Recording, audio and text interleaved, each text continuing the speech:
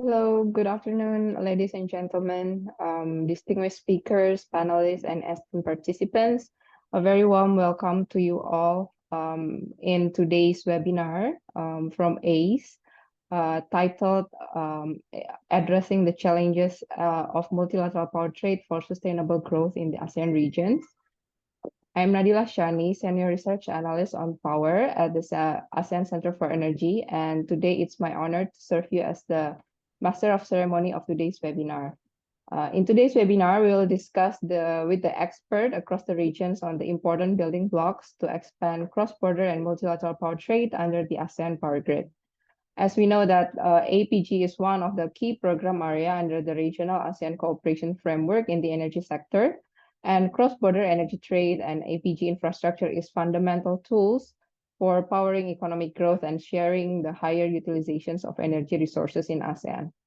And to support the development, basically APG and the overall multilateral power trade in the regions, ACE is in collaborating with several partners, namely Southeast Asia's Energy Transition Partnerships, or ETP-UNOPS, GIZ Clean, Affordable, and Secure Energy for South Asia, or CASE, and United Nations Economic and Social Commissions for Asia and the Pacific, or UNESCAP, under the APG Advancement Program. And under this program, we basically publish several publications and policy brief that we'll be discussing thoroughly today. So this webinar basically aims to disseminate some of the findings of that important reports and policy brief under this project. And with today's focus, we'll touching upon three sort of like emerging theme or topic, which is regional common asset for APG development, financing for cross-border infrastructure, and REC as the enabling tools for cross-border RE trade. In the next 2 hours, we'll be hearing from esteemed leaders and experts who will share insights on this area. So before I start the webinar as well, we want to share the overall agenda for today's webinar. So it will be opened by the Executive Director of ACE, and then there will be a remarks from Petra regarding the Malaysia's 2025 ASEAN Chairmanship priorities. And then there will be a presentations related to the findings of the report from Mr. Sasha Opawa and Mr. Benny Suryadi, and then it will be followed by panel discussions with the experts. So I would like to encourage you, if you have later on questions, do not hesitate to put that in the questions box or in the chat so we can address them during the Q&A sessions. So that's the overall agenda for today's webinar. And without further ado, let us begin the sessions with the opening remarks from ACE Executive Director. It's honored to invite His Excellency Dato Engineer Razib Dawood to deliver his remarks.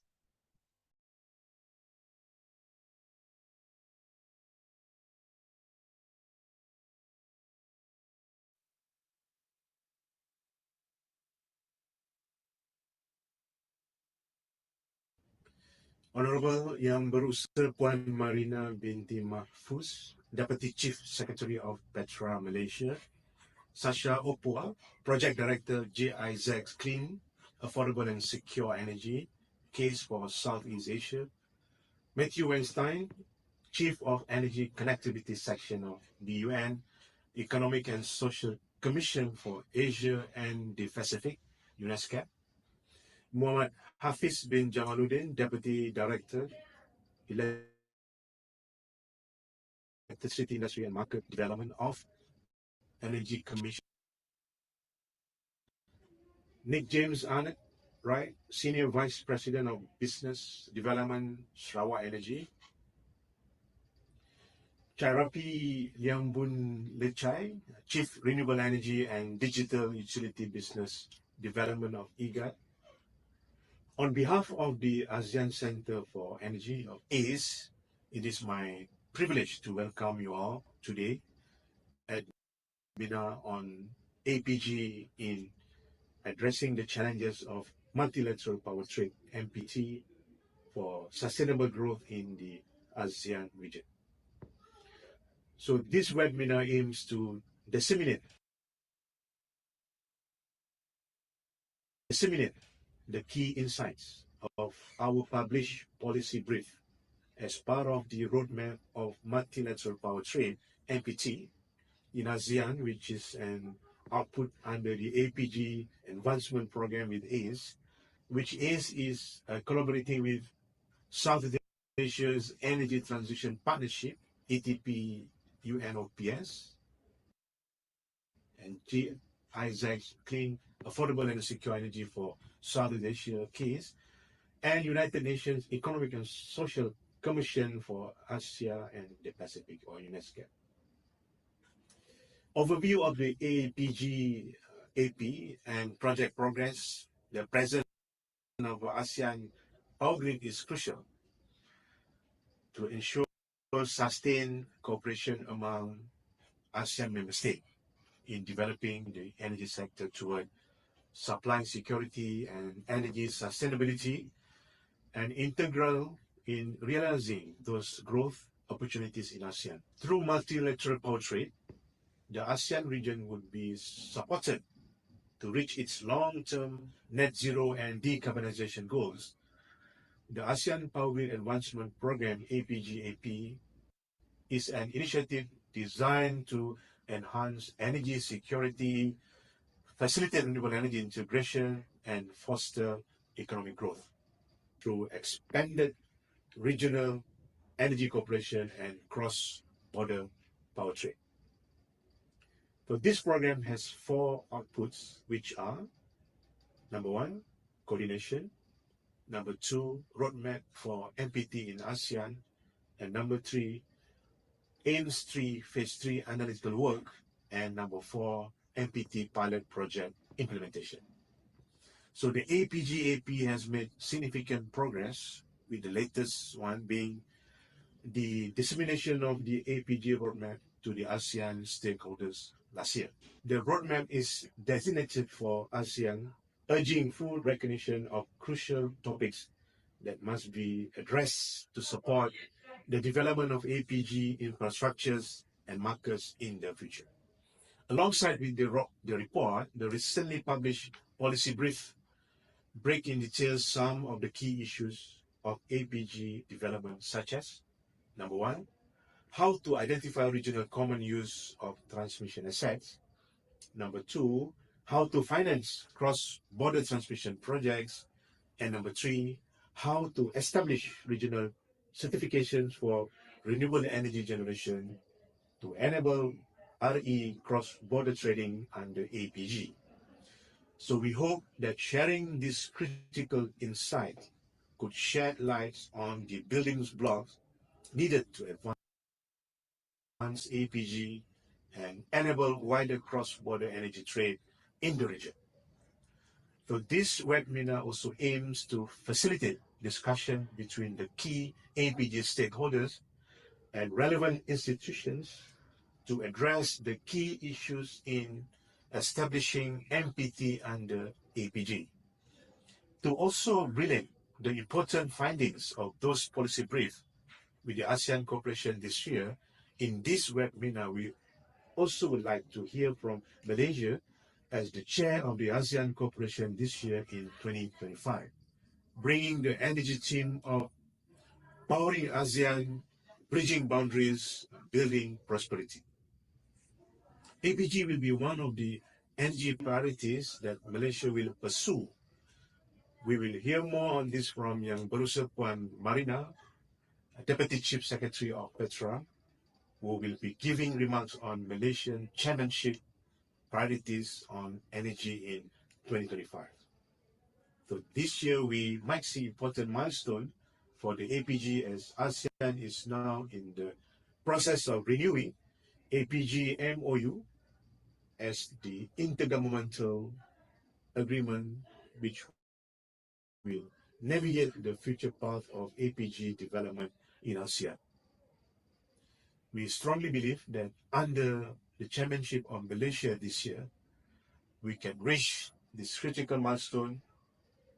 So in this 2 hours public webinar, we will support the advancement of APG through a transparent and result-driven dialogue, fostering collaboration among key stakeholders to accelerate the implementation of multilateral power trade in ASEAN.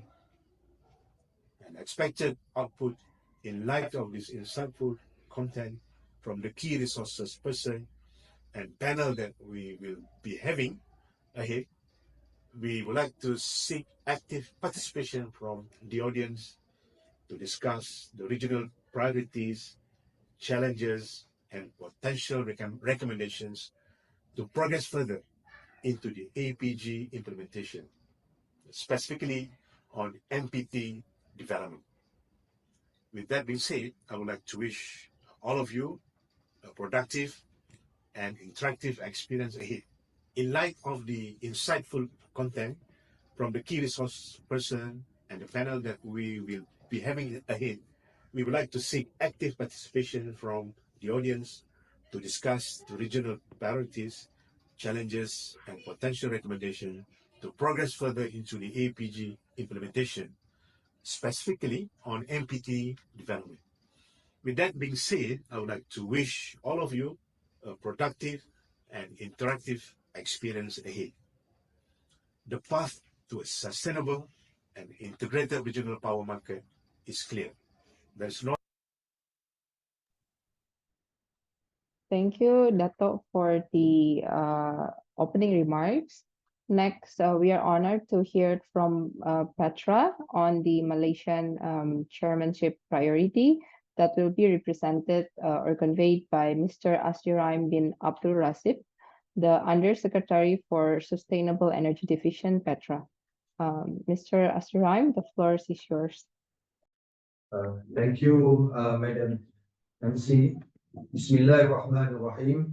Assalamualaikum warahmatullahi wabarakatuh. Salam Malaysia Madani, and a very good afternoon to all of you. Distinguished guests, ladies and gentlemen, it is an honor to be here today for this important discussion on multilateral power trade and its role in fostering sustainable growth in ASEAN. On behalf of the Senior Official for Energy SOE Malaysia and Secretary General of the Ministry of Energy Transition and Water Transformation, Petra Malaysia, I would like to commend ASEAN Centre for Energy ACE for organizing this webinar, which serves as a valuable platform for dialogues and cooperation among the key stakeholders in the region, as well as the ASEAN member states, respectively. It is our privilege to assume the ASEAN chairmanship in 2025 under the theme Inclusivity and Sustainability. This theme aligns with the aspiration of the ASEAN Economic Community, AEC, to bring shared prosperity to the region. Within the energy sector, Petra has selected Powering ASEAN, Bridging Boundaries, Building Prosperity as the guiding theme for the energy-related meetings. This theme underscores the essential role of energy in driving regional development and propelling ASEAN forward. It also reflects the ultimate goal of ASEAN integration is to improve the lives of our people by promoting economic growth, creating jobs, and ensuring inclusivity and sustainability for all segments of the society. In essence, this theme captures the ASEAN's vision of a more integrated and prosperous and dynamic region. It highlights the need for us to work together to overcome challenges and build a better future for ASEAN.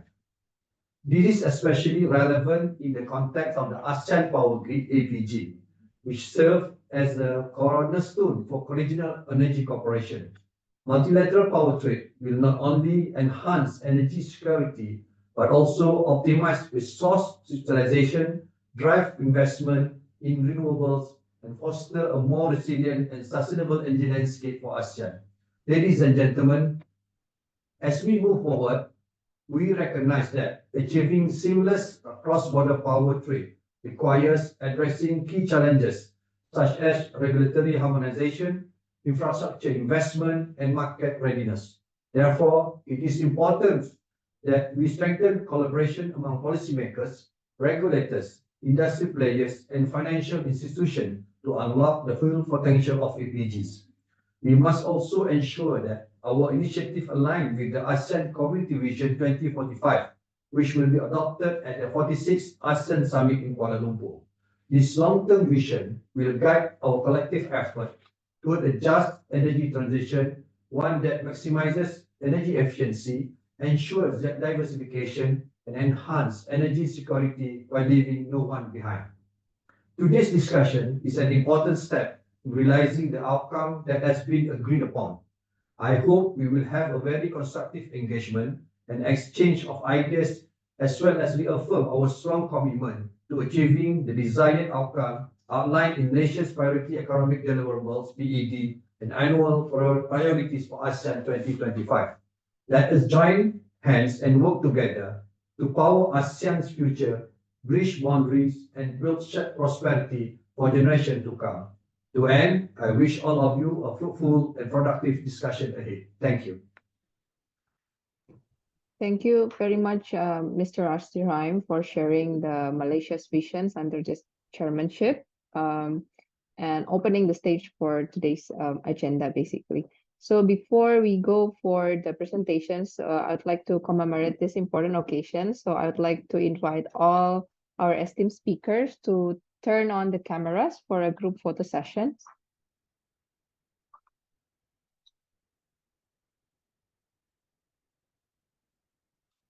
Yeah. So 1, 2, 3, smile. 1, 2, 3. Yeah. Thank you very much. We now proceed to the next agenda. This will be a presentations that will delve into the findings of the reports and policy brief that is mentioned earlier in the webinar. This session will provide an overview, basically the key hurdles and potential solutions in cross-border energy trading within the ASEAN. So we are privileged to have two distinguished speakers to join us, Mr. Sasha Opoa, the project directors for GIZ case, and then also Mr. Benny Suryadi, the head of departments in ACE. So gentlemen, the floor is yours. Thank you very much, Shani.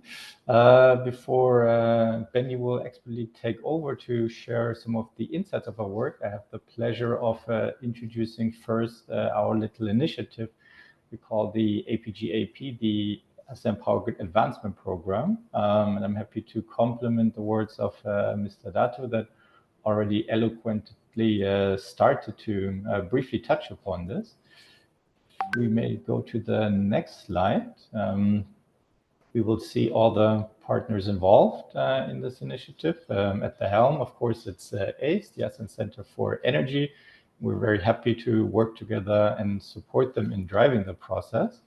Then there's CASE, it's a project called Clean, Affordable and Secure Energy for Southeast Asia. This is led by us as GIZ, and we cover, well, Southeast Asia, but focusing on 4 countries mainly, Thailand, Indonesia, Philippines, and Vietnam, but also supporting ACE. With us in this initiative, there's also ETP, the Southeast Asia Energy Transition Partnership, a collaborative effort by government donors as well as philanthropic organizations, also supporting Southeast Asian countries in their transition towards a modern, sustainable energy systems, as well as then ESCAP, the Economic and Social Commission for Asia and the Pacific, basically the UN's chapter for the region. And there we have the pleasure of working with the energy connectivity section, and you will see a colleague of ours later that will moderate the panel discussion. This all is made possible with funding from the German government as well as the EU. And together we came up with 4 outputs, starting with output 3, that was sort of the trigger for it all. It's the AIMS 3 Phase 3, so the ASEAN Interconnection Master Plan studies, which are ASEAN mandated research, basically to provide the necessary state-of-the-art information that allows to move forward with the ASEAN Power Grid. This is now in its 3rd sort of phase, and together with consultants, we're currently in the process of looking into the minimum requirements necessary or ideal to facilitate multilateral power trade in ASEAN, also looking into integrated resource and resilience planning, as well as minimum operational technical standards for interconnection under the APG, as well as grid codes. So in order to make this happen, to make happen the output 3, we felt it would also help to have some more tangible aspects considered, which is why we devised the implementation roadmap and financing framework, with the idea to have a stepwise roadmap that would shift, or that can shift, the ASEAN Power Grid from a study stage to implementation, along then also with viable financing frameworks. And in order, or considering that both this output 2, the roadmap, as well as output 3, the AIMS3 phase 3 studies, are more strategic and analytical elements, we also thought it would help to not only remain at this theoretical level, but also to underpin this with some more concrete actions, which is why under output 4, we will devise a pilot project, which may take the shape of a pre or a feasibility study, but we're looking into other options currently as well. And of course, all of this would not work and fly, outputs 2, 3, and 4, if it wasn't done by very strong coordination that would bind this all together. And we're very happy that at the sides of ACE, this is done by colleagues like Benny and Shani, which are doing a great job in driving all of this forward.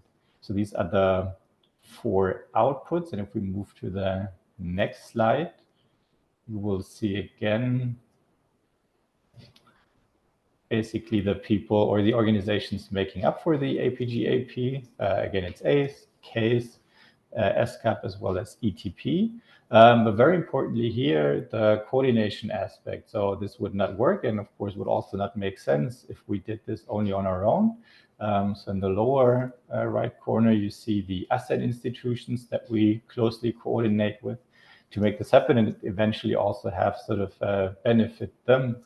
There's HAPUA, the heads of ASEAN Power Utilities and Authorities, ERN, the ASEAN Energy Regulators Network, and again, ultimately the ASEAN member states themselves, hopefully gaining something out of this as well, which is why we're doing this whole process in its own right. If we then move to the next slide, we see some examples of our work. Again, you see the 4 outputs covered. Last year, end of last year, we run the second stakeholder meeting where ACE hosted development partners and donors, also inviting HAPUA, ERN, as well as the APG-CC, the ASEAN Power Grid Consultative Committee. This was the second time we've done this, which leads to greater transparency of all the efforts that are going on in the ASEAN Power context, which is actually a lot. And we could tell from sort of comparing the first year to the second year that there's more and more, which is a great sign. Then, as I mentioned, we kickstarted the process for the AIMS3 phase 3 studies. And for reference, you again have here the 3 sub-studies, the minimum requirements for MPT, Multilateral Power Trade, and ASEAN-wide integrated resource and resilience planning, as well as then the grid codes harmonization. We also started, led by ESCAP, the identification of a multilateral trade pilot project. So we ran a few consultations, for example, with the ITMS, the Laos, Thailand, Malaysia, Singapore countries, seeing if we can enhance this. But we also consulted with the BIMP, the Brunei Darussalam, Indonesia, Malaysia, and Philippine partners to see about the potential for a power integration project there. And lastly, under output 2, we disseminated the key takeaways from the roadmap report we devised. We also ran some focus group discussions there.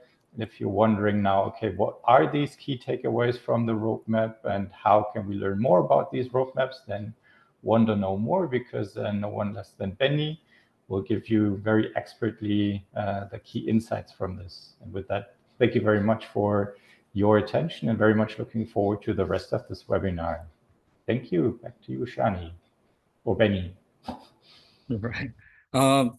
Yes, thank you, Sasa. It's an honor to jointly present it with you, the work that we are doing under this task, and also very grateful received the collaborative support from CASE, from UNOPS, ESCAP, and all of the partners. And continues the session, I will present recommendation of the roadmap of the multilateral power trades. Next slide, please. So the APG-AP aims to foster higher renewable energy integration through a multilateral power exchange between the ASEAN member states.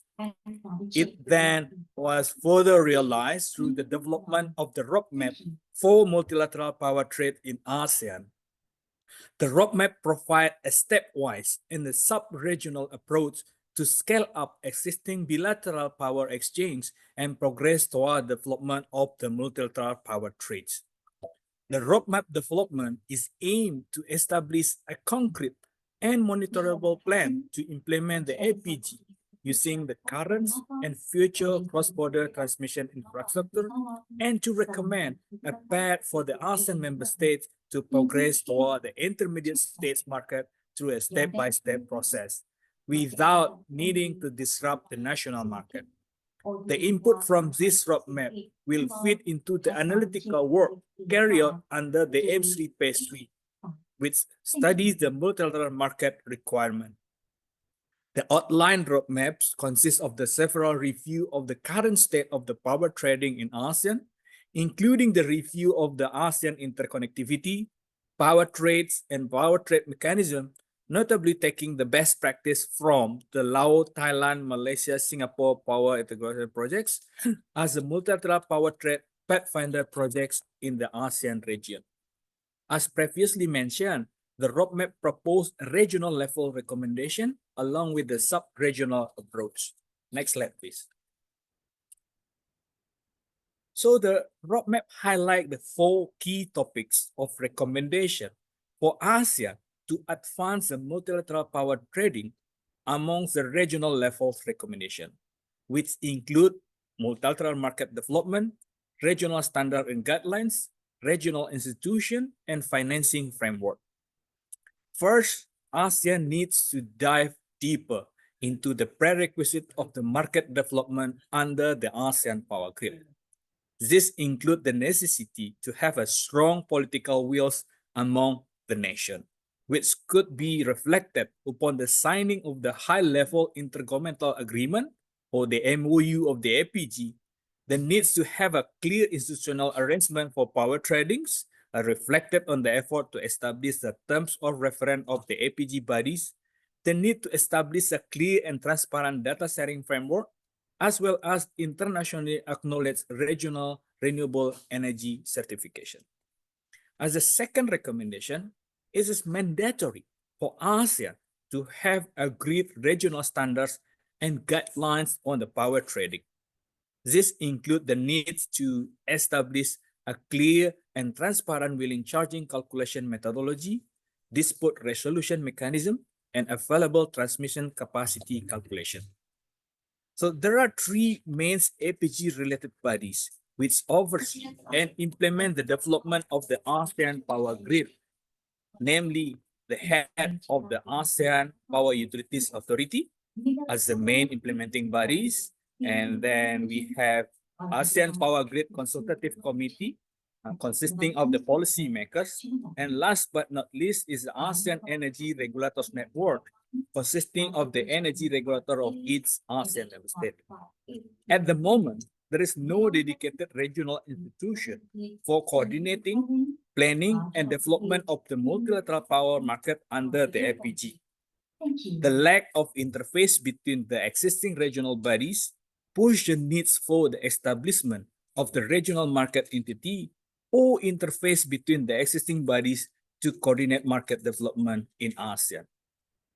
To further realize the vision of the APG, the ASEAN region needs to come up with the financing mechanism for the APG interconnection projects.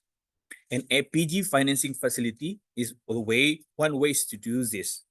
Establishing a framework for regional common use transmission asset and the cross-border transaction of the REC could also provide a new stream of revenue for the ASEAN member states to develop and enhance the infrastructures.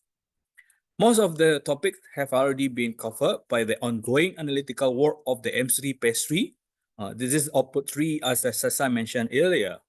And ACE, under the APG Advancement Program, produced 3 policy briefs on the topic of regional common use of the transmission assets, financing mechanism for the cross-border transmission projects, and regional framework for the cross-border REC transaction to further echo the findings and recommendation of the roadmaps. Next slide, please.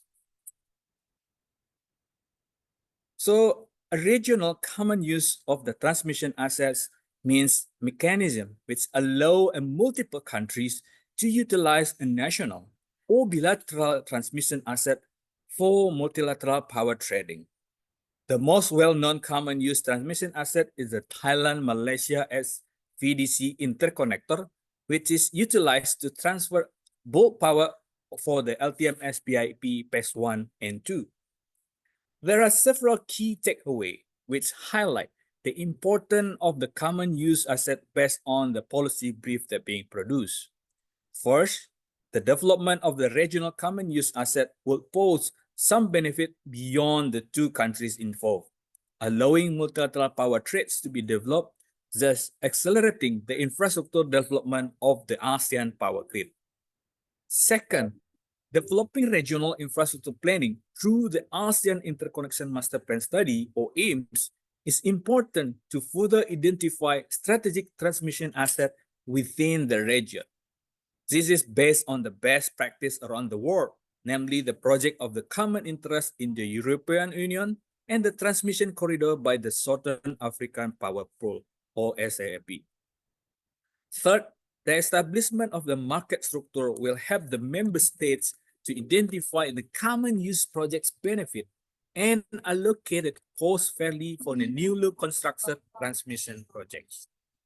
Four, collaboration with the Development Finance Institution, or DFI, would help the ASEAN region in tailoring a sustainable financing model for the common use asset, as done by the Southern African Power Pool with its regional transmission infrastructure financing facility. Five, agreement on the cost allocation recovery methods among the participating ASEAN member states is equally important to ensure a fair and just sharing of the risk associated with the construction of the projects between relevant parties or countries. So looking at the current best practice of the multilateral power trade projects, the cost of enhancement or construction of the transmission asset will be allocated either regionally or zonally according to the system setup. So this policy brief proposed an alternative ways to finance the enhancement or construction of regional common use asset through the beneficiary-based method. The figure perfectly depicts the mechanism where the power trade C, or the one utilizing the newly built transmission, will be charged with a transmission toll on top of the wheeling charger. This will allow an additional revenue stream which could accelerate the cost recovery of the related party. Next slide. So another policy brief is talking from the idea of regional common use asset. We could deduce that innovating financing mechanism for the cross-border interconnection projects are pivotal in realizing the vision of the well-integrated ASEAN grids in future. A suitable financing mechanism will ensure the fair cost and risk sharing between the ASEAN member states in building the interconnection. The usual practice for financing cross-border interconnection in ASEAN are the IPP to the grids arrangement and the grid-to-grid utility finance transmission. The financing structure is rather simple since the risks are being shared only between two parties, utility to utility or IPP to utility. Other more complex financing mechanisms such as bilateral and multilateral PPP with the private financing are proposed to lower the level of financing risk taken by the beneficiary with a more sensible cost recovery mechanism and revenue stream. So, however, there are several key transmission project financing challenges were identified in this policy brief.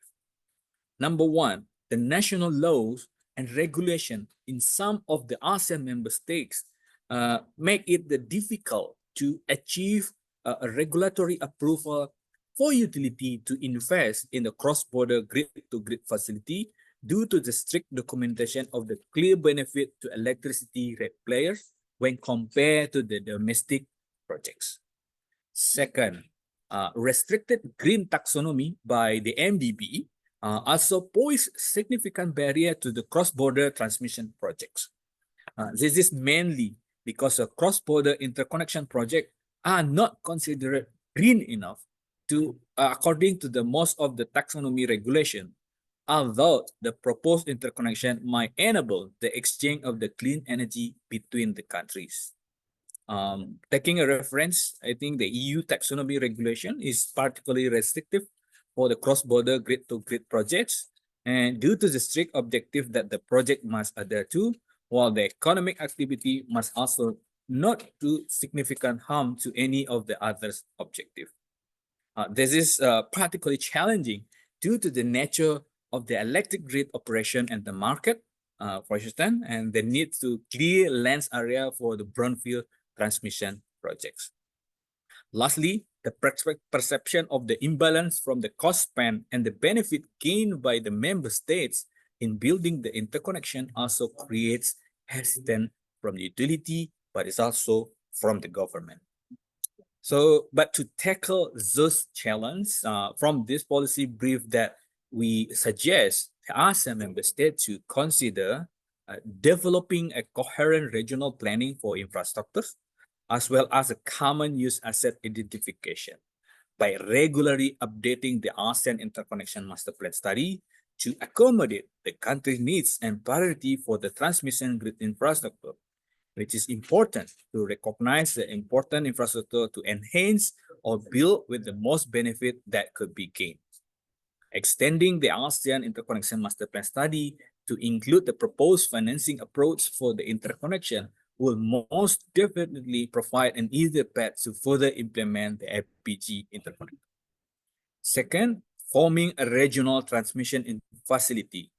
Taking a reference from the Southern African Power Pool, RTIFF, is the one to address the financing challenge.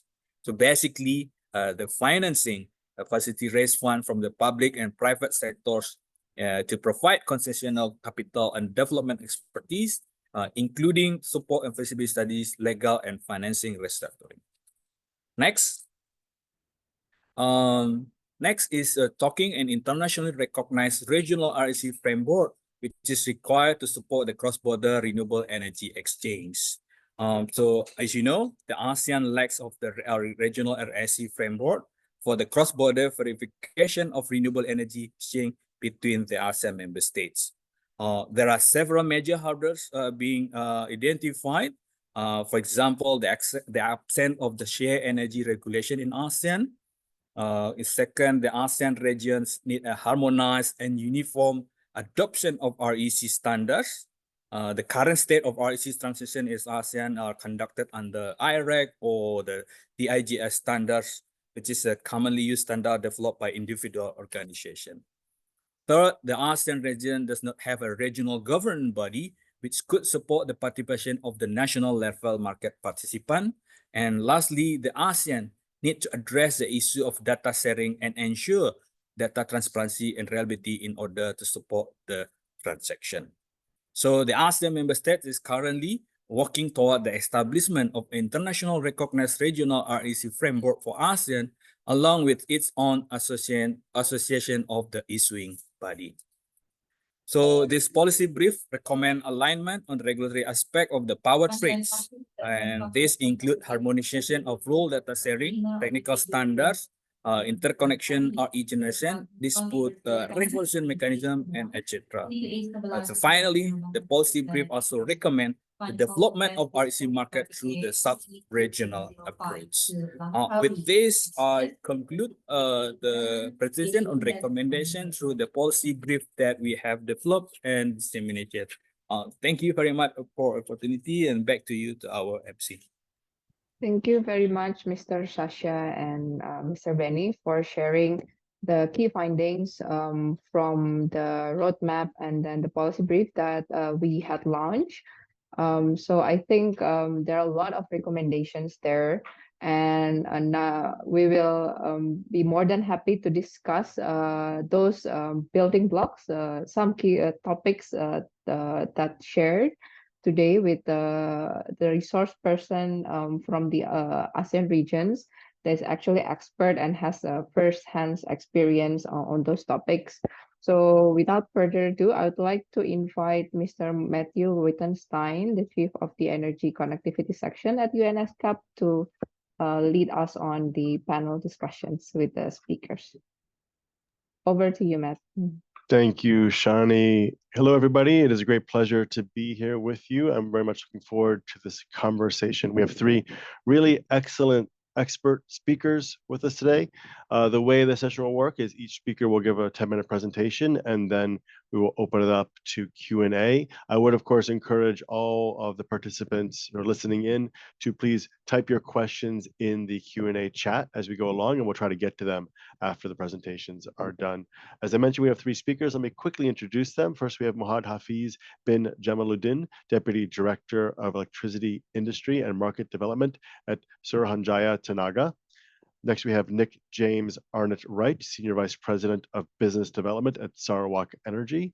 And finally, we have Chairapi Lieng Boon Lerchai, Chief of Renewable Energy and Digital Utility Business Development at Electricity Generation Authority of Thailand, or EGAT. Let me please start first with Mr. bin Jamaluddin. May I please invite you to give your 10-minute presentation? Yeah, okay. Thank you, Mr. Moderator. I'll share my slides first, yeah.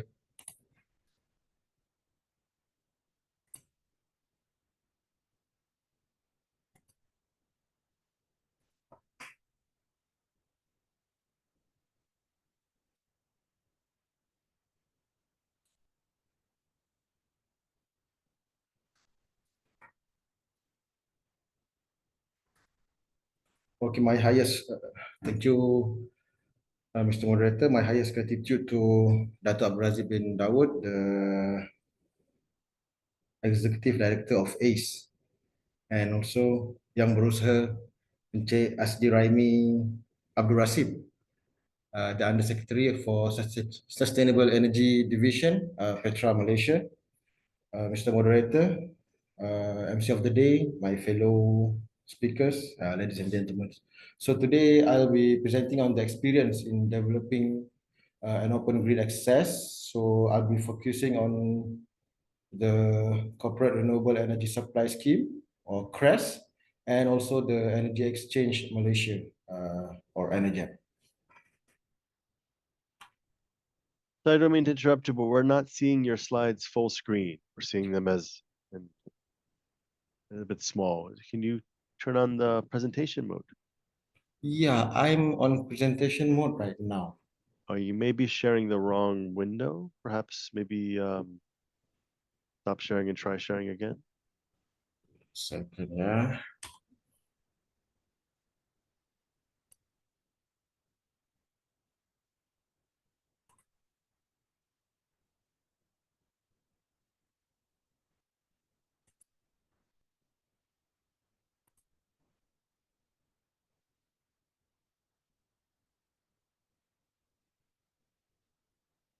Yeah, can you see the slides now? So far, yes, still small. Still small, okay. Yeah. Yeah, we're not seeing the full screen, unfortunately. Still not seeing the full screen, yeah? No. Okay, but with me it's full screen now. Are there ACE colleagues who can provide some advice on this? Yeah.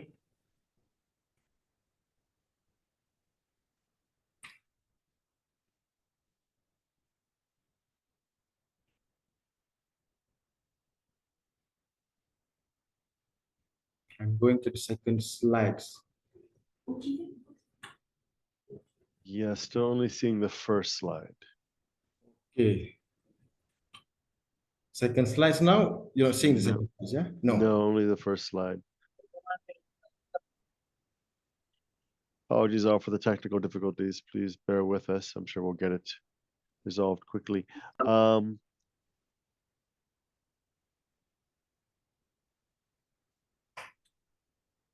Is it possible for ACE colleagues to share it on your behalf?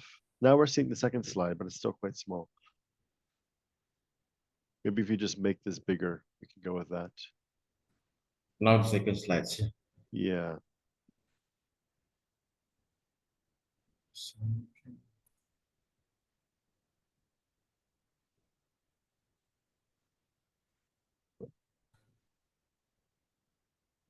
Full screen? No. I'm afraid not. But maybe in the interest of time, we'll go with this. And if you could just click through manually, and we'll share. Hopefully, we can share the slides separately for anyone who has trouble seeing them.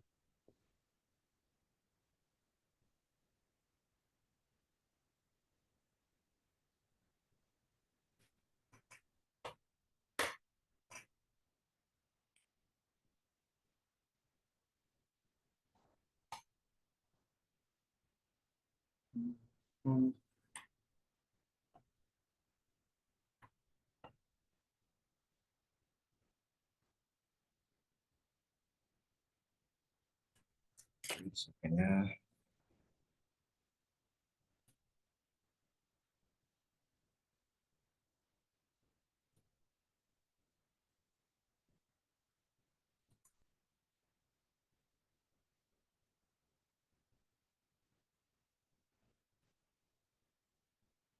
It looks good now.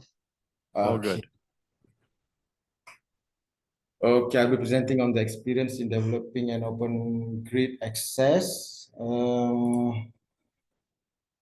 focusing on the corporate renewable energy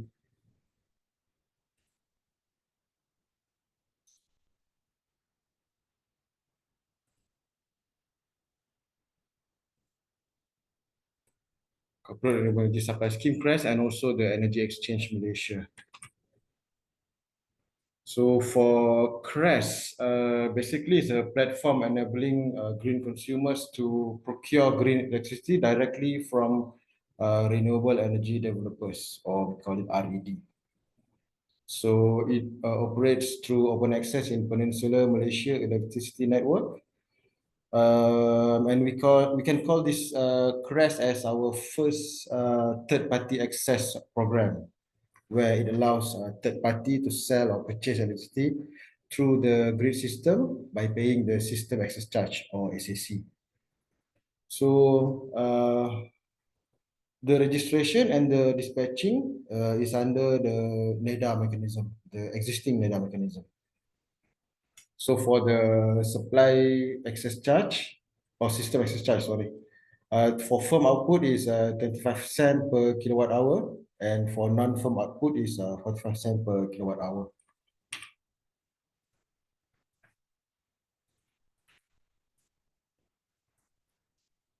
So this is the framework for CRESS. So RE developer can have their bilateral agreement with the green consumer, and the green consumers will pay agreed energy price to RED. So RED will submit application to the single buyer, and single buyer and GSO will manage RED as one of NEDA participant. And RED will also pay the SAC to single buyer. So Tenaga, National Berhad, TNB Retails, we will manage and consumer supply, meter reading for both green energy producer and green consumer, and also do the billing for this program. And TNB Grid and TNB Distribution wheels the electricity to green consumer. So the local energy consumer may source green electricity from multiple RED, and the green consumer is limited to HV and MV connected customer only. So the consumer may consume energy from TNB during the unavailability of imports from RED.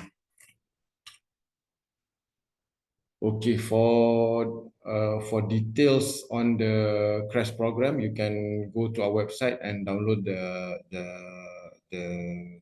complete guideline. So for cross-border electricity sales renewable energy through the Energy Exchange Malaysia or ENERGEM. So this is the framework for ENERGEM. So in October 2023, the government of Malaysia approved cross-border sales of renewable energy through the cross-border electricity sales, CBES, for renewable energy scheme. ENERGEM, developed as the platform, facilitates sales of green electricity between Malaysia and neighboring countries. It operates through a bidding mechanism managed by the single buyer. So as you can see, the RE plants will have power purchase agreement with single buyer as the ENERGEM operator. And single buyer will sign the RE supply agreement or RESA with the RE purchaser from other countries. And the energy will flow through the existing interconnection.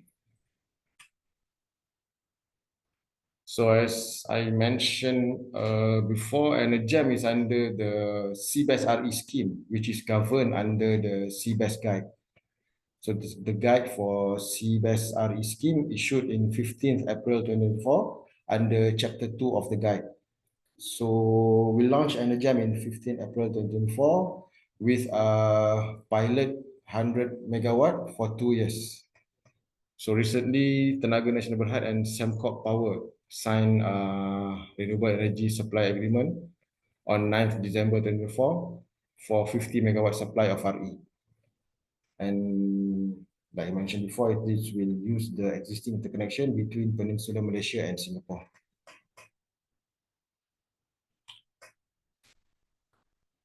So experience in developing open grid access, I think the first one is on the high initial costs. So many companies face challenges in the upfront investment required to implement renewable energy solutions, especially for small to medium enterprise. So, but current policy in Malaysia is the shareholding structure must be 51-49 at least, means 51% must be local shareholding structure. So this might be difficult for local companies to participate in CRESS. And then there's a limited grid capacity. So Malaysia's energy grid infrastructure might be limited in terms of integrating larger scale renewable energy projects, particularly in remote areas. Companies that want to adopt renewable energy might encounter limitation in grid connection, which could make it difficult to fully leverage renewable energy. So I think as the RE penetration increase every year, we can see that there is limited nodal available for higher RE capacity penetration. And the third one is on energy storage and reliability. So renewable energy sources, particularly solar, can be intermittent. A significant challenge for businesses adopting renewable energy is ensuring energy reliability, especially for critical operations. Storage solutions such as batteries can help, but they often come with additional costs. So I think operating the BSS might also be crucial since it plays the main role to shift the load during solar hour to the night where the demand is also high. And the fourth one is on market demand and participation. Although CRESS helps large companies in Malaysia adopt renewable energy, ensuring a sufficient level of market participation from business across industries remains a challenge. Some sectors may be less willing to commit to renewable energy due to perceived risk or uncertainty in energy pricing. But companies that really value the RE will certainly go for TPA since it gives an option for them to increase their percentage of RE consumption. So I think despite these challenges, the open grid access also opens up significant opportunities. It provides business with more affordable access to renewable energy, reduce energy costs over time, enhance corporate sustainability, and helps Malaysia meet its national renewable energy targets. Yeah, I think it's all from me. Thank you very much. Thank you very much. A really interesting set of experiences that you presented. I think we should absolutely come back to some of the points you raised. I think they're very relevant to the broader discussion of ASEAN Power Grid. But let me just turn straight to our next speaker. Sorry, Nick Wright, if I could ask you to please give your presentation. Thank you very much, Matthew. Let me just bring up my presentation.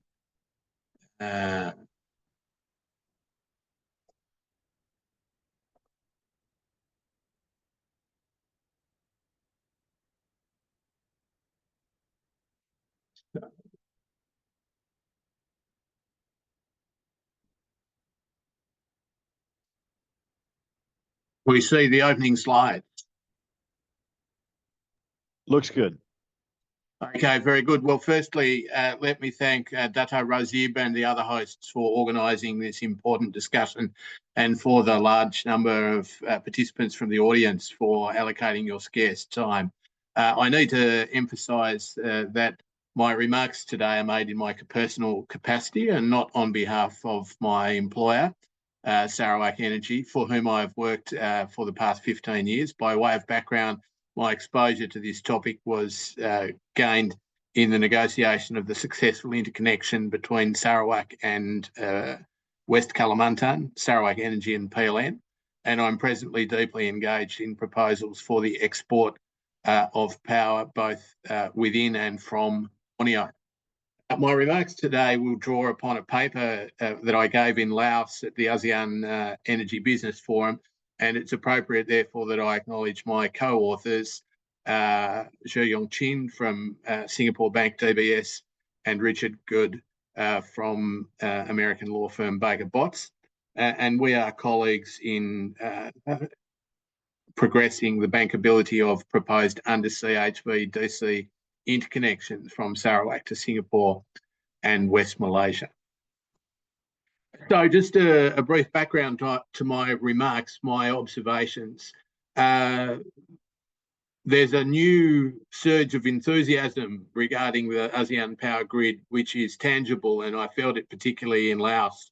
I've been on the edge of this scene for 15 years, and I feel like we're on the cusp of progress.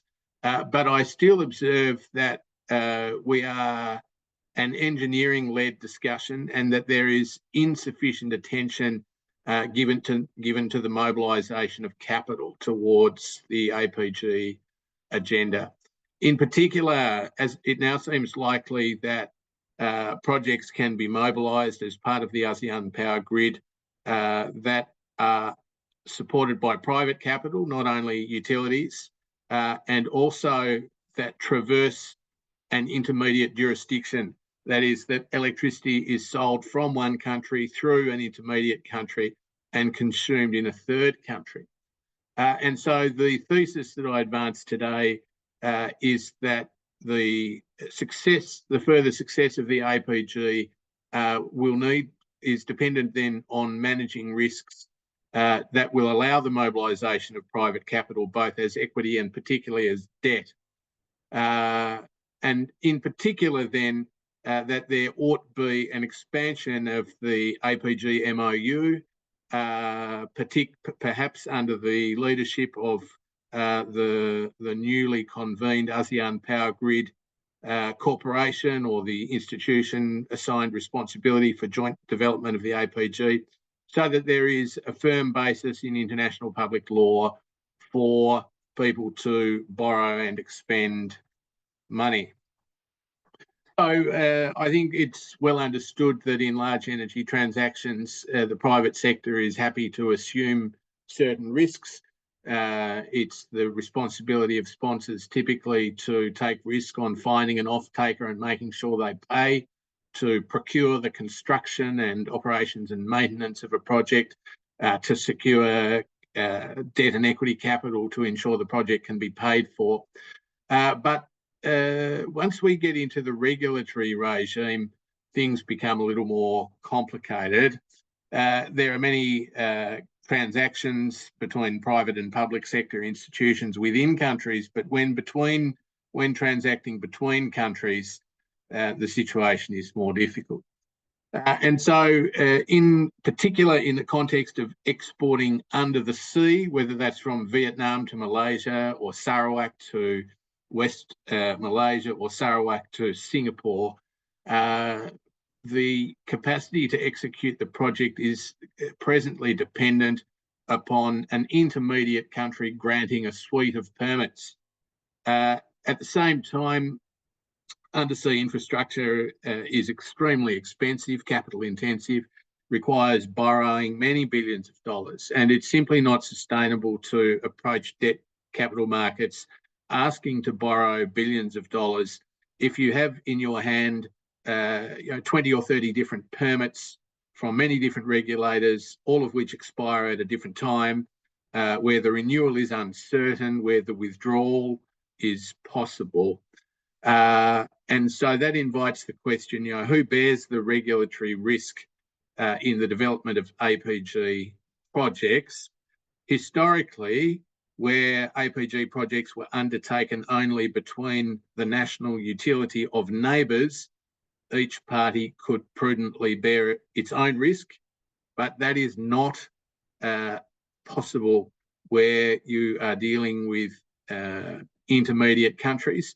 Also, it's less credible where you have private sector investment in generation, or you have non-utility customers at the end of the line. So where you have a customer who builds an industrial facility on the strength of a PPA to purchase electrons from a distant country, then they need to know before they can execute any such agreement that there is a reasonable basis to expect policy stability from all the parties in this transaction, including the intermediate country. So we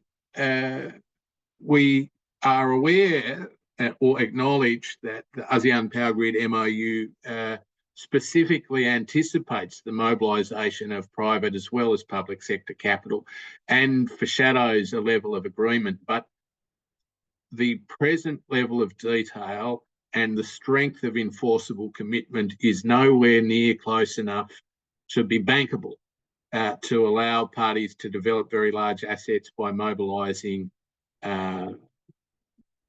large debt facilities. And it seems unlikely that a sending country or a receiving country would readily agree to accept the regulatory and political risk of the actions of an intermediate country. And now I come to a slightly controversial and hopefully a little bit provocative conclusion that the APG has come a very long way. This is the day in the sun of the ASEAN Power Grid, a period of unprecedented interest and action. But I feel like this, many of these events and the discussion is preaching to the choir.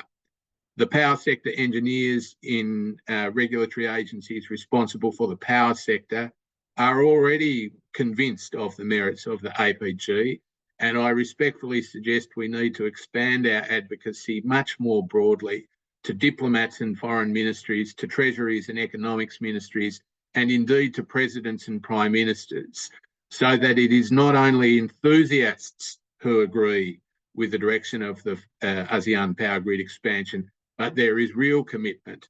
And to that end, again, respectfully suggest that the next version of the ASEAN Power Grid agreement, whatever form that might take, should specifically reference policy stability and bankability as high-level objectives in support of the earlier objective of mobilising public and private sector debt and equity. There are precedents that exist, such as the Energy Charter Treaty in Europe, and I, as a proud new Malaysian of 15 years standing, I'm very pleased to acknowledge the outstanding leadership of Deputy Prime Minister Dato' Sri Fadila and Petra under Puan Marina, and I hope that their time in the chair this year will be fruitful in terms of addressing this gap in the current arrangements. That's all I wanted to say. Thank you very much. Thank you, Nick, really highlighting a number of very relevant issues, and I appreciate in particular a very clear call to action at the end. Let's go straight to our third speaker. Sorry, excuse me for 1 second. Kun Charapi, are you there with us? Yes, I'm here. Great. Please go ahead and share your slides. Okay.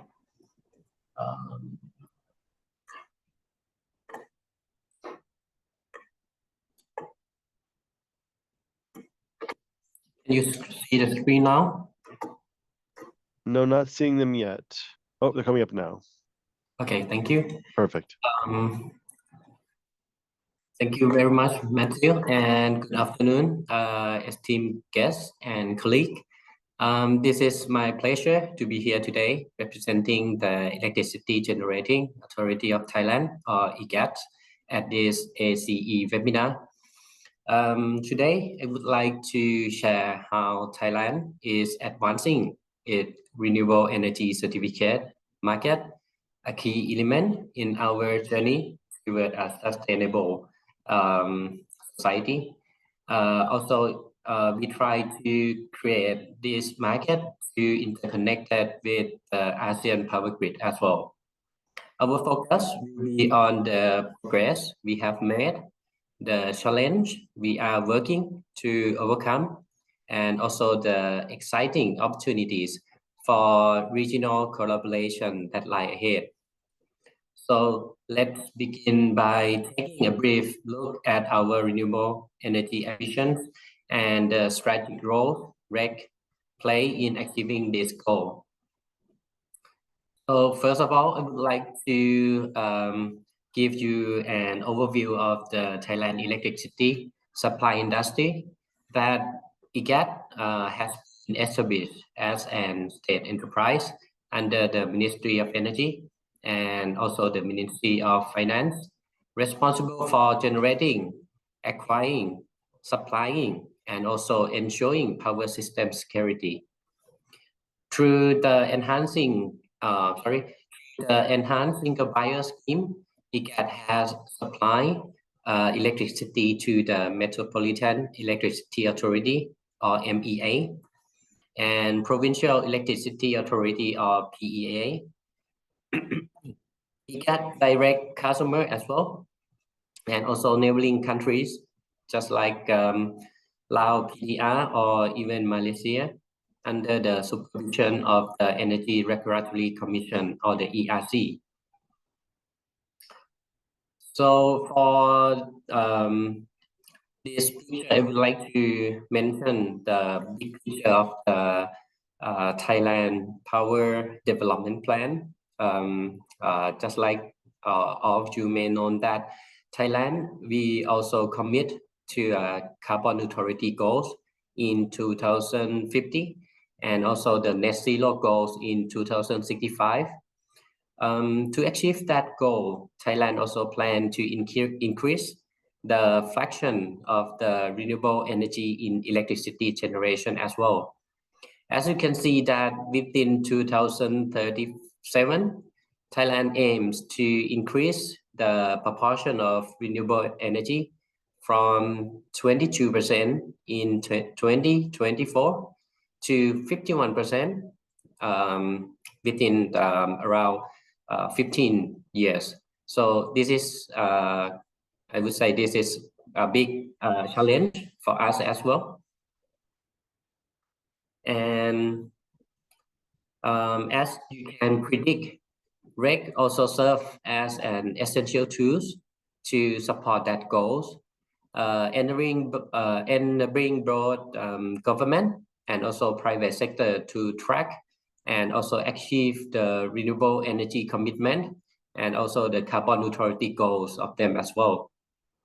So let's take a look closer at our REC market. Thailand has established a robust framework to support electricity users to claim their renewable energy usage with reliable energy attribute certificate standard. As you may know, we use the international tracking standard from the IREC or from the International Tracking Standard Foundation since 2017. And ICAT also play an important role as the local issuer for IREC standard as well. Since 2020, our market structure support both compliance and also voluntary scheme, and we have seen significant growth in REC adoptions among industry and also corporate entities. And for this year, we are going to have a bundle REC under the Utility Green Tariff or the UGT program, offering businesses and also the consumers to access the certified green power directly through their power utility provider. So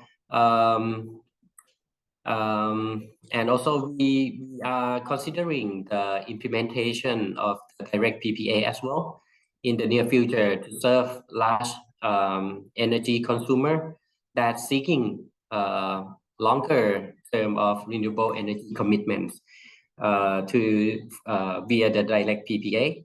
So this is a big picture of the EAC development in Thailand.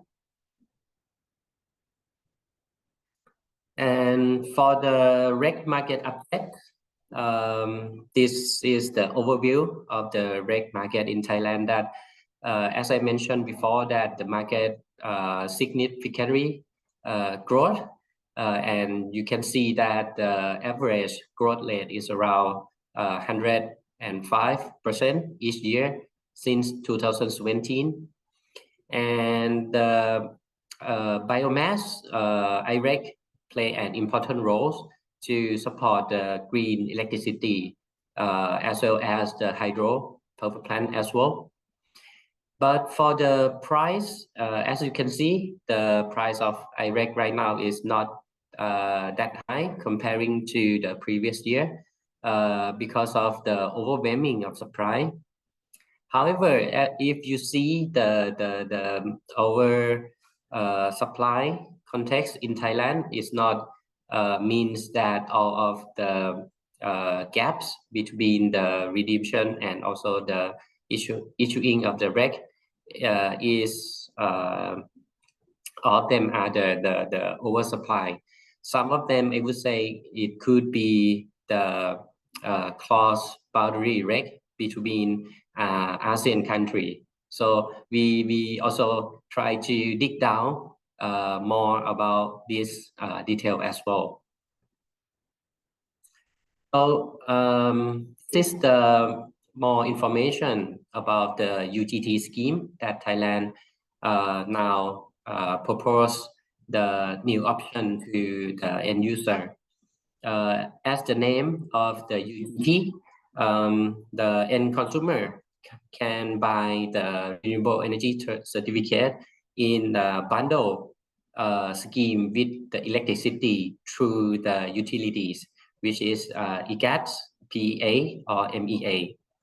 And for the standard or the registry that we use is the International Tracking Standard Foundation or the IREC-E standard. And we have the option to for the end consumer to choose, which is UGT1 and unspecified source of the renewable energy certificate. And the next one is the UGT2 or the specified source of the REC, which is only the new project that could provide the UGT2 to the end customer. And this is a picture of UGT1 and UGT2 to be a reference for all of you to understand more about the UGT.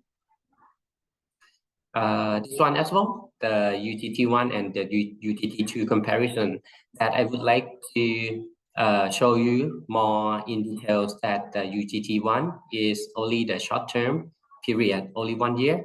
But for the UGT2, it could be minimum contract at 10 years.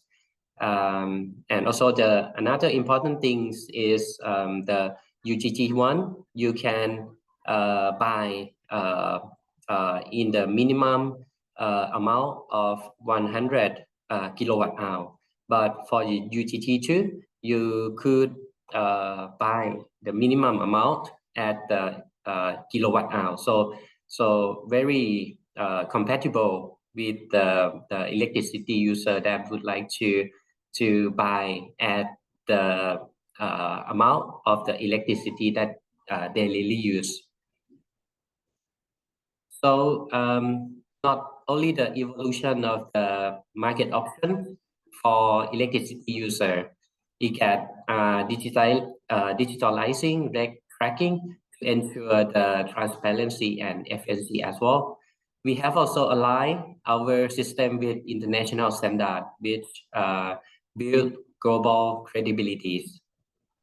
However, challenge remains regulatory hurdles, market liquidity issues, and also the technical challenge in tracking and verification.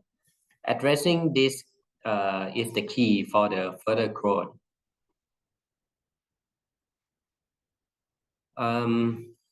So if we looking ahead, there are an exciting opportunity for market expansion, technological innovations like blockchain and smart contract can enhance transparency and security in reg transactions.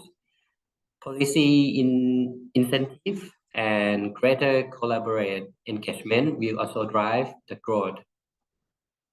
Importantly, the regional integration is on the horizon.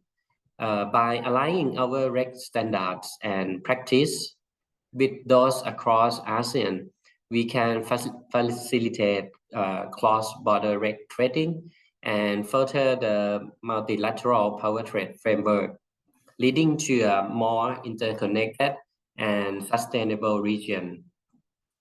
Critical issues that has been echoed from CDP for cross-border renewable energy trade are the physical grid connected, attribute recognition, and also the consistency of the regulation, especially for the residual mix. So,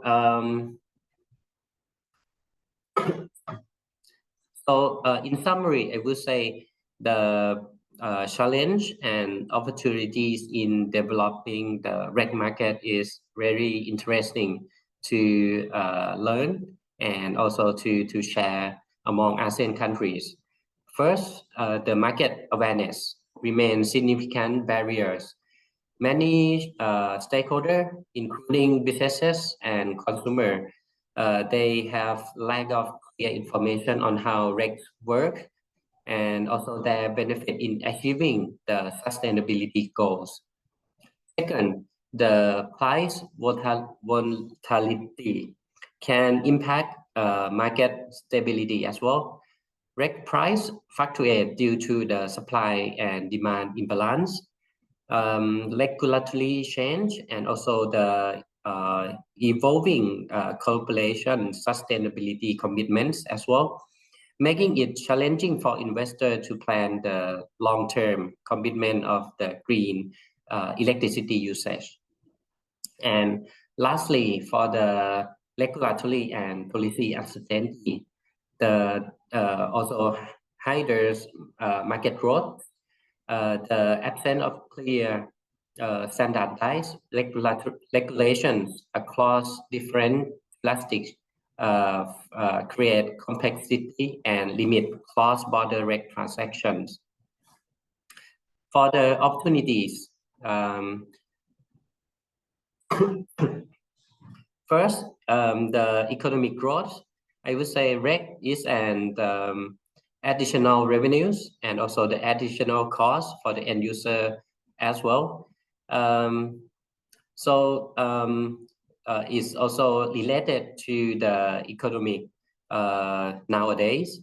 And if the economic is not that good, it also can impact to the reg market.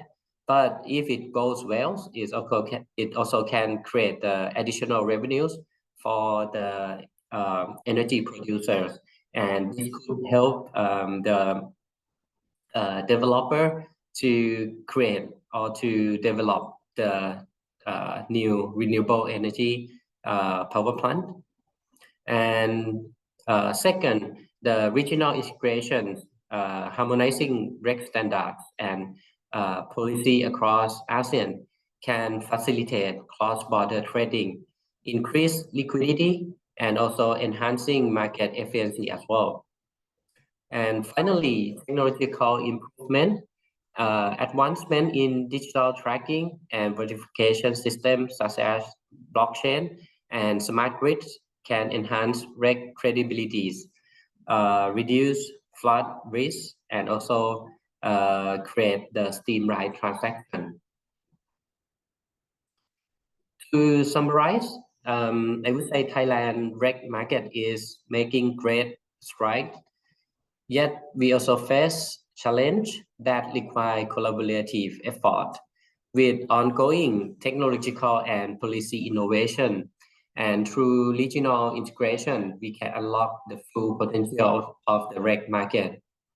ECAT is committed not only advancing Thailand reg market, but also contributing to a sustainable and interconnected ASEAN energy future.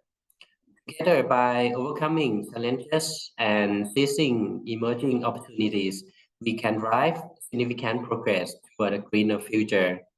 Thank you so much for your attention. Thank you, Kun Charapi. Very excellent presentation. And I see we already have some questions in the chat. So as we only have a few minutes left, perhaps what I would do is I invite all the panelists to please turn their cameras on, and I will try to go through some of the questions we've received. The first two questions actually both seem to be directed to Mohad Hafiz. So perhaps I could turn to you. The first question is, what is the plan for the ENEGEM after the pilot is done? And also regarding the CREST scheme, are there measures being taken to address the high SAC cost? Or maybe more generally, what are you thinking about in terms of how that would be evolving going forward? Okay, yeah. Well, I think the first one is on ENEGEM. What's the plan after the pilot? So after the pilot run, I think we'll be open to companies from neighboring countries to maybe to purchase electricity from Malaysia, and if there's demand from neighboring countries, then on our side we will open bidding to any generators who want to sell through the ENEGEM platform. Yeah, but like I said, maybe I think first thing first, we need to upgrade our grid infrastructure as we know, because I think our RE penetration right now is increasing very rapidly. So I think without any grid backup, then I think our current grid cannot sustain the penetration, RE penetration. And then on CREST, the SAC, yeah. Okay, I think the firm and non-firm SAC charge for now, I think because that's the policy from government on the charge. So for now, I think there's maybe there's some discussion to amend, but there's no concrete decision on how we want to amend. And then maybe from the latest announcement, I think that we will we will maybe we will visit the charge every 3 years as per our IBR cycle. And if there's any increment, it will maximum increment will be only 15%. That's what I can say for now. Okay, thanks. Thank you very much. Let me turn straight back to Kuncharapi, because I see a few questions in here directed to you. Some of these are maybe a little bit specific. So the first question is there hourly demand data available for Thailand? I also see a question about the timeline regarding regulatory hurdles, as it says in the question. For example, promulgation of new laws or approval of the new PDP. I don't know, from the perspective of EGAT, you can talk a little bit about timelines, but perhaps, for example, in the PDP, if you have a sense of how it will be evolving going forward. Thank you so much, Matthew. And I would say this is the very difficult question for me because of as I mentioned about the draft PDP. It is, I mentioned the year in 2020, the draft one, but up until now, I think it's needs more time for Thailand to reconsider the new power development plan, and hopefully it could be launched within this year. But I heard that the process need to be reconsidered again from the policymaker side, and I think within the second quarter this year it might be the public hearing process. Yes. Very helpful. Thank you so much for the answer. I see also a few questions directed to Nick, so perhaps Nick, I could turn to you. Both seem to be related to the question of the energy charter, and maybe I'll just focus in particular on the one: is it possible for ASEAN Power Grid to constitute a legal framework like the energy charter?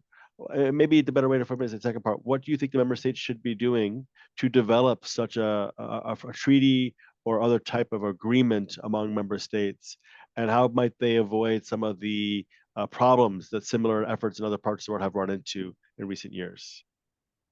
Okay, thank you, Matthew. So it might be a little ambitious to jump from where we are today to an all-encompassing, all-member treaty all in one go, and certainly we don't assume that's possible within the timeframes that we see required to meet the deadlines of the Singapore import project. I think a good intermediate step would be bilateral or trilateral agreements limited in scope, just to confirm policy stability as it relates to the issuance of permits and the lawfulness or otherwise of the use of land and the transmission of electricity and so on. So a stepped approach. There is the energy charter, I guess, is a good end goal point of reference. The bilateral intermediate step, we refer to the Malaysia-Thailand gas treaty as a precedent that makes clear the commitment of two parties to transact on an ongoing basis and facilitate the necessary investment, through policy stability, by providing policy stability. So the short answer to the question, there are precedents for the end goal, there are precedents for the intermediate step, and if it's a case of something rather than nothing, even an MOU or heads of agreement as a first step is the first step in 1,000 miles, etc. Just to demonstrate that it is possible to secure project finance on the strength of some level of commitment from participants to allow the money to be lent responsibly. Great, thank you for that. Let me go back. Actually, I see a few more questions that maybe I could turn back to Mr. Charapi for. Again, one sort of specific one. So to the extent that you feel comfortable answering this question, could you give some flavor of the buyer's profile of the people who are participating in the UGT1 program since registration began last January? Is there anything you can say about that?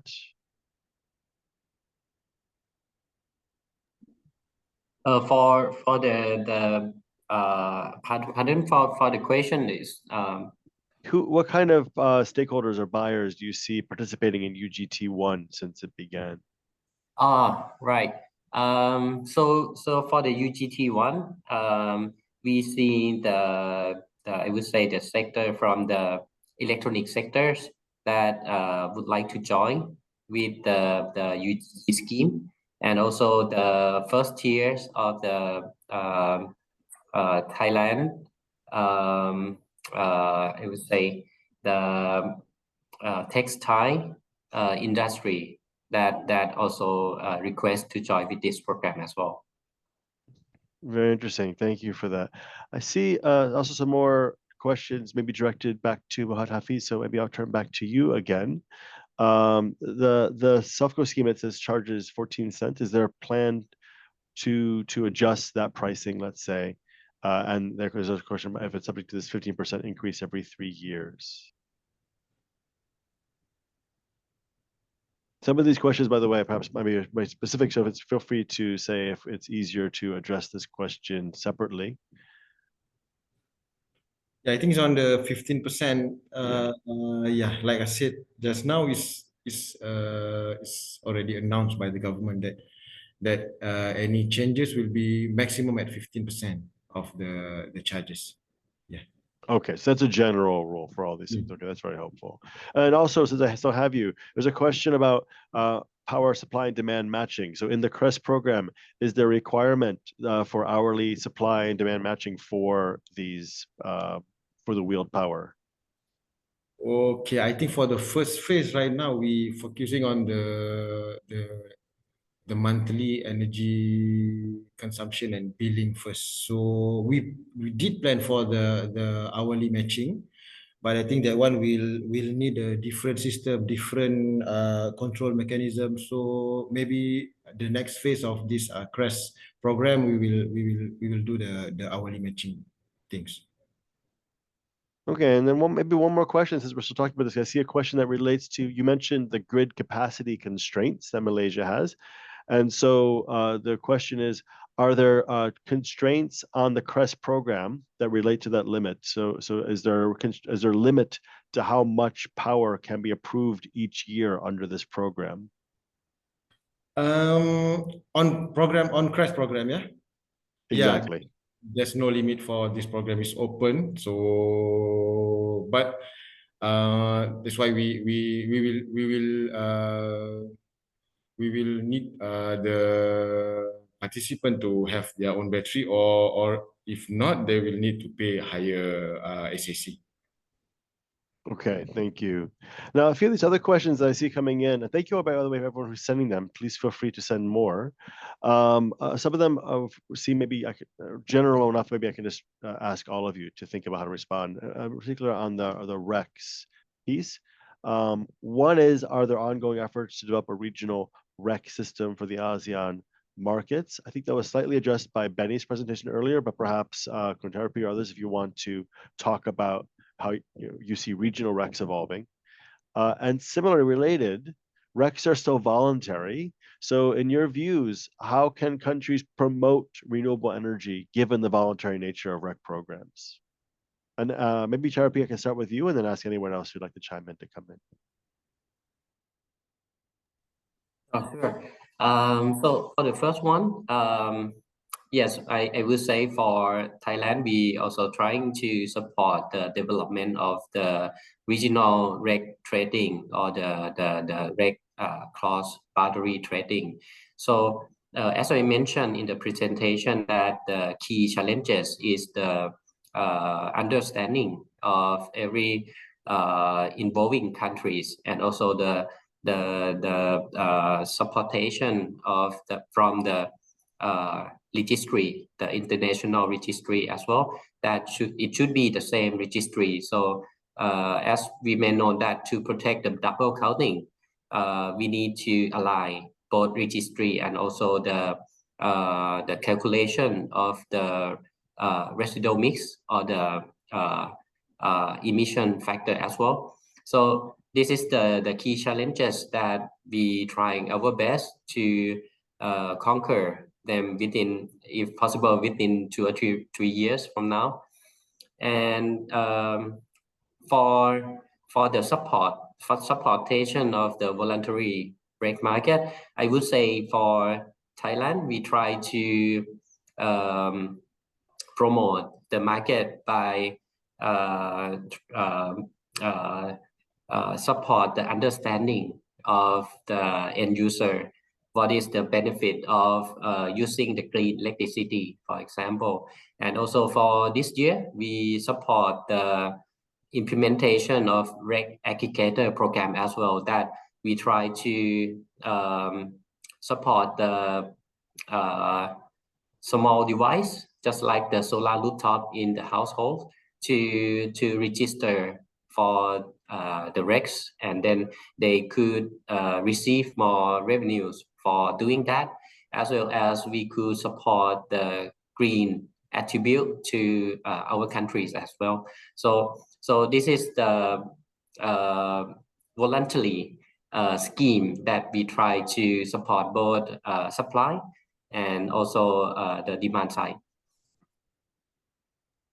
Thank you. Mohad, Hafiz, or Nick, do you have any other thoughts about, in particular, how to get more either participate in rec markets, or perhaps more generally, how to encourage more development of renewables? I'll take that one first, Matthew. So we're a predominantly renewables-based system at about 70+% renewable by output rather than capacity factor. Not all of our renewable generation is registered, and it's customer-led. So we're registering plant by plant at the registry selected by the customer to the standards that are sought by the customer. We don't have much capacity to think about or implement marketing because there's a nearly exponential growth in volume. So the proportion of industrial customers in particular that require RECs to be stapled to their electrons, either within or adjacent to their PPA, nearly all new customers want RECs, and we're focused on optimizing our revenue from our ultimately scarce RECs by working with customers to get what it is that they really want. Because for some people, RE100 is very important. Some people don't care at all. So it's a matter of sitting down with people and trying to understand what's most important to them, and then delivering what they've asked for. And of course, there's a lot of free riders in Sarawak presently. If you can get 70% renewable energy by doing nothing, then you need an additional incentive to go that extra mile to bother to pay more for the renewable energy certificates. But finally, there will come a time when all the RECs are allocated and somebody will need to consume the non-renewable energy. And whether they will be happy about that or not, is a problem for the future. Yes, it's maybe a good problem to have. But Mohad Hafiz, maybe I can ask you this the same question from the perspective of the regulator. How are you seeing the need or the possibility of incentivizing more renewable energy development, either through RECs or other methods? I think here in Malaysia we have one program called GET, Green Electricity Tariff, where customer can buy electricity directly by the REC directly. They don't have to have what we call it, third party agreement with RE generators. So but they can buy the REC. So they also can avoid paying ICPT if they purchase the REC. So I think that's one of the program that how we promote the REC or RE generators to generate more RE in Malaysia. Thank you, and maybe a question for all three of you, because there's one you mentioned, Nick, RE100, and there's a question in here as well about the challenge of RE100 requirements and cross-border flows of electricity. I think basically it comes down to RE100 requires measurability of flows, a verification of flows across borders to count as RE100. Do you have a sense as to whether this particular requirements, or more generally, how RE100 relates to cross-border flows, could be addressed in an ASEAN context? I'll open that up to anybody. In the absence of somebody else, I'll just note that there is some concern for mainly hydro-based producers about additionality and the longevity of assets. As you might predict, we really don't see any rational basis for the distinction between hydropower assets of a certain age versus more recent ones. You know, they're equally renewable and we think should be treated as such. So, you know, the potential for greater differentiation on age is looming as a challenge for us. But again, you know, we're a medium-sized subnational utility. We're not scaled up for advocacy to persuade the architects of RE100. I think that's something we need to do with customers. You know, if you believe that you're addressing your obligations by purchasing electrons that come from a hydropower source, then you need to share the burden with producers in persuading people to accept that as being genuinely renewable. Thanks, Nick. Any thoughts from the other participants, other panelists? Yeah, I think from the EnerGem program, we have a platform where RE100 companies can buy electricity from neighboring countries. So we are open to selling the RE on a bidding process. So I think that's how RE100 companies can purchase electricity from Malaysia. Thank you. Yes, Yeah, go ahead. I do agree with I'm sorry, Hafiz, I'm sorry. So I think the physical monitoring is very important. And for IE100 criteria, I think the most important thing is the it have to be the physical grid connected, right? And also they may concern about the amount of electricity that transfer to each countries as well. So if we could have the accurate information and mapping with the verifying or the relying the registry of the energy attribute certification scheme. So both of these could support the big picture of the IE100 criteria, and then I think it could build the trust to the market and the trust to the IE100 member as well, that if they buy the this kind of cost boundary reg, it should be certified by IE100 as well. Great, thank you. There are a few questions here also that really focus more on the question of coordination among ASEAN member states. We've heard from each of you your perspective either at the national or utility level, but maybe you could talk a little bit about how you see the role of regional institutions such as ACE, HAPOA, and others in helping to coordinate either the issues we've talked about or ASEAN Power Grid more generally. So, for example, one of the questions is what the role of ACE is in coordinating policies for renewable energy sources, generate electricity among the governments of the ASEAN member states. But maybe more generally, how do you view the role of regional ASEAN institutions in helping you do your work, but also helping ASEAN Power Grid become a reality? And I'll invite anyone who wants to answer that first. Please go ahead.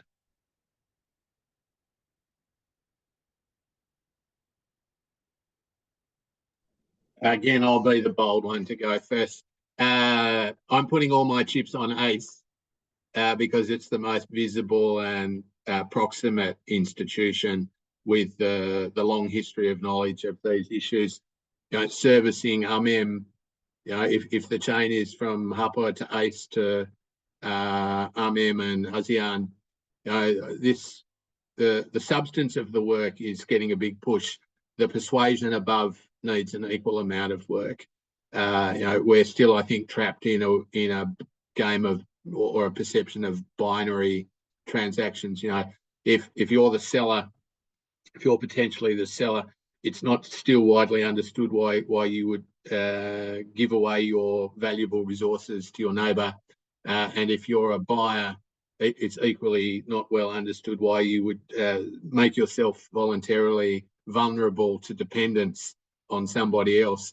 Again, I return to my thesis in the paper. The wisdom of all of this is broadly understood inside the group, but the advocacy needs to spread so that it's understood and accepted and embraced at a higher level. Thanks, Nick. Any other thoughts on this particular topic? Yes, in my opinion, I think the imbalancing of the knowledge is the key, and ACE could support this as well, because I think ACE is the gather a lot of professional that have knowledge and also the experience about how to create the appropriate framework to build the reg market, or especially for the cross-border reg market as well. So if we could solve the imbalance in each countries, as we may know that not only the Ministry of Energy, just like for Thailand, that push the reg mechanism, especially for the cross-border regs, but we also have related ministry that need to be involved, and also they also have the power to agree or disagree with the reg boundary as well. So we need to share, and ACE could be the big supporter as well to support each countries to solve the imbalance internally in each countries, and also the balancing of the knowledge, and also balancing of the benefit to each countries as well. Thank you. Mohad, please.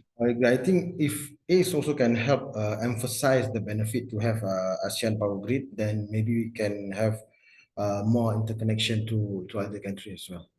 Thank you. Thank you very much. So a lot of work for ACE, it seems. I'm sure my ACE colleagues will be happy to hear that. But all very good points raised. There are a few questions in here also about REC's demand. And so we've talked about RECs quite a lot, but maybe a bit more forward-looking. And just in your views, do you have a sense of how much REC demand will be growing in the coming years, either within the context of your countries, or the question really focuses more on ASEAN as a whole? So perhaps based on your experience, if you see accelerating demand, a steady demand growth, or if it's maybe more uncertain than that. So maybe I could ask Mr. Kuntarapi to talk about the EGAT experience.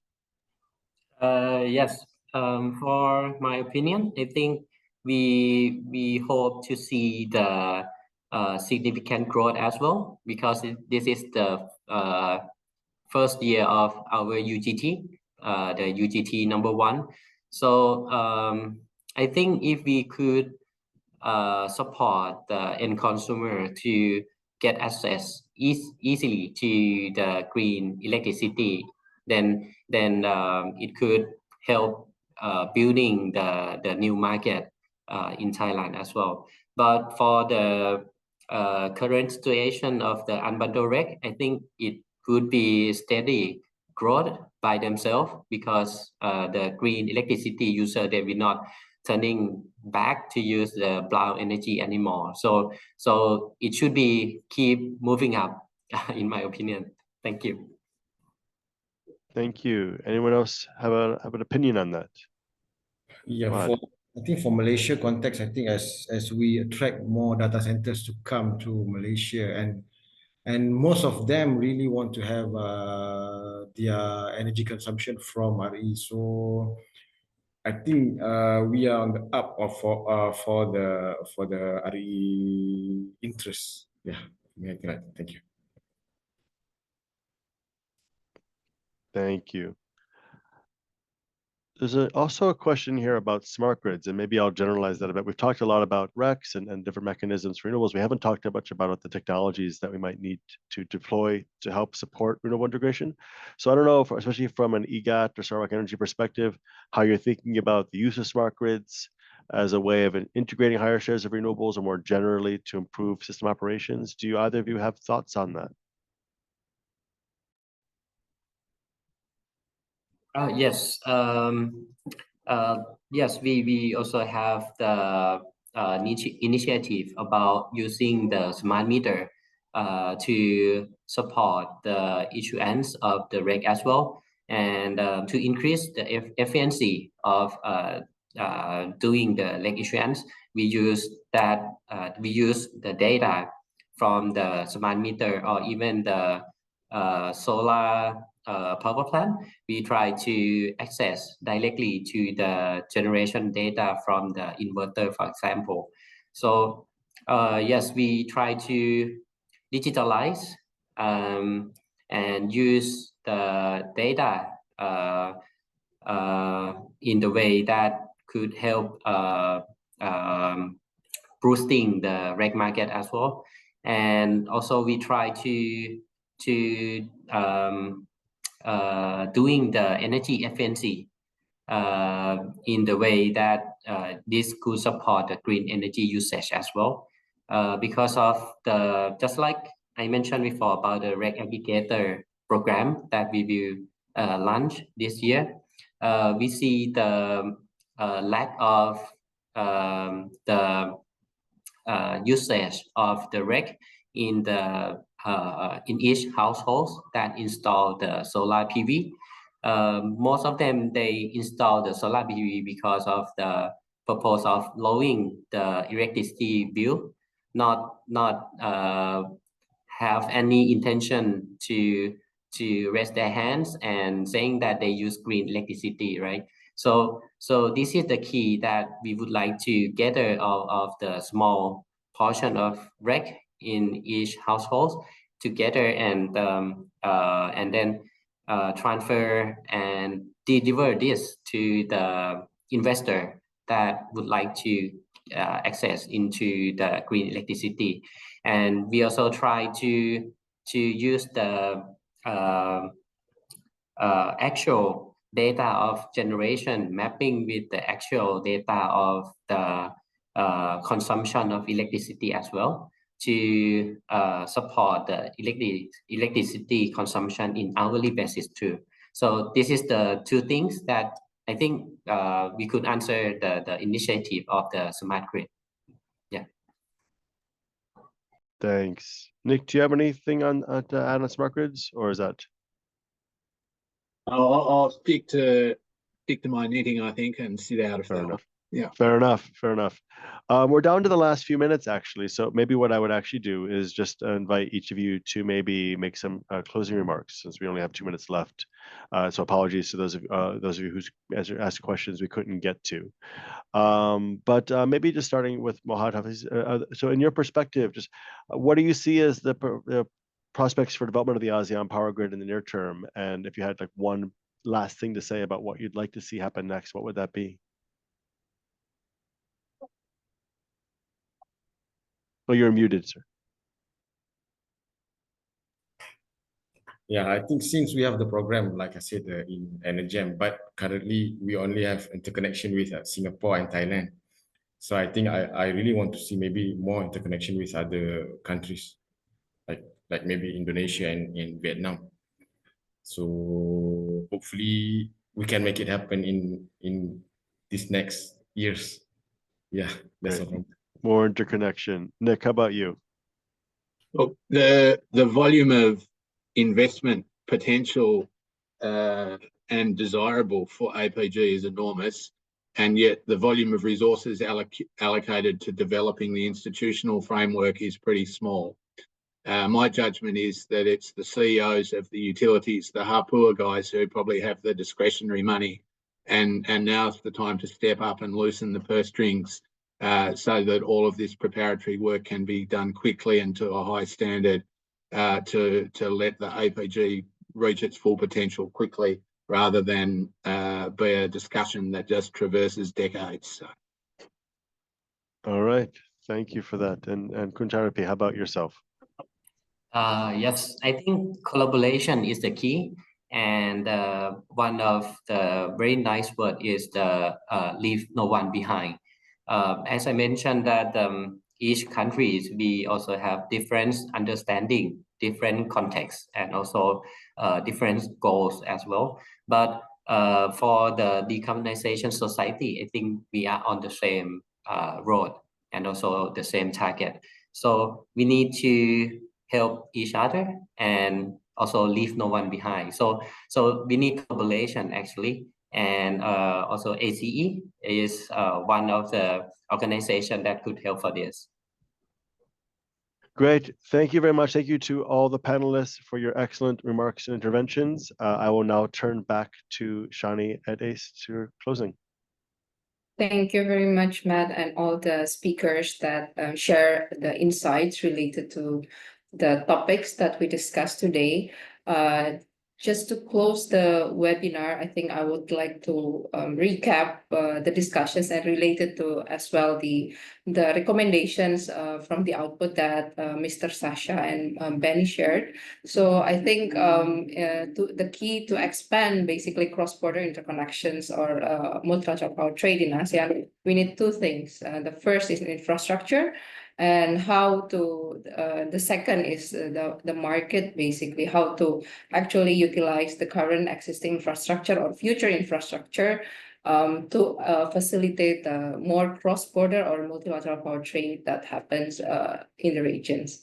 And I think we hear from the example of Malaysia in building PRES and ENEGEM as a policy framework, how to get more renewables that can be translated to more cross-border trade.